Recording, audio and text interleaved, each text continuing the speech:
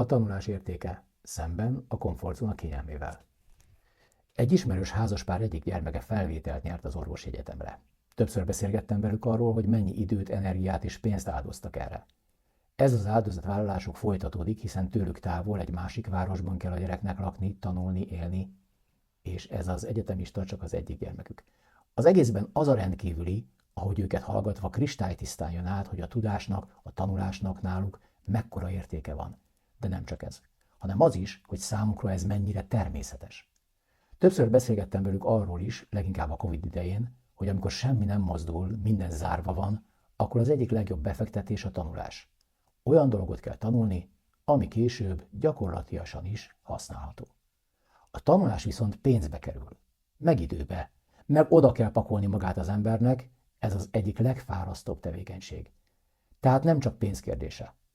Ugyanakkor a sokféle ráfordítás értéke, ha nagyon akarjuk, pénzben is kifejezhető.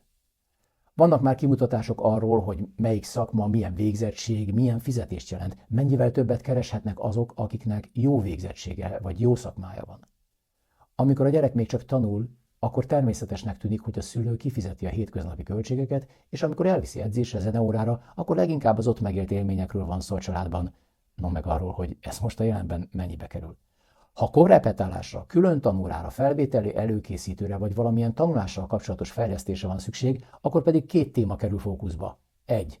Szükség van erre ahhoz, hogy a gyerek ne szakadjon le, tovább tudjon tanulni. 2. Mindez mennyibe kerül.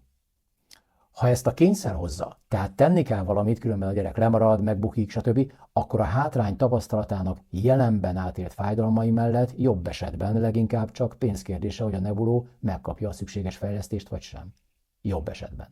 Mert ebbe a fájdalomba is bele lehet szürkülni, ezt is meg lehet szokni. Azt is meg lehet szokni, hogy úgy látszik nagyjából minden rendben, és hogy nem kiabál a jövő azonnal beavatkozásért. Ilyenkor nagyon könnyen, észrevétlenül, súnyi módon elértéktelenedik a tanulás. Inkább az kerül előtérbe, hogy szülőként éljük a megszokott életünket a komfortzónákban, plusz ráfordításként sem pénzt, sem időt, sem kényelmetlenséget, vagy épp komoly áldozatot nem vállalunk a jelenben. Amíg durván szembe nem jön a jövő, és jelenként meg nem érkezik. Mert nem a jövőben élünk, hanem a jelenben, és itt kell helytállnunk. Nem a jövőben, hanem a jelenben.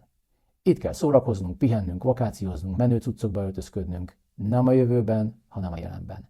Ez is fontos. Az élet ilyen.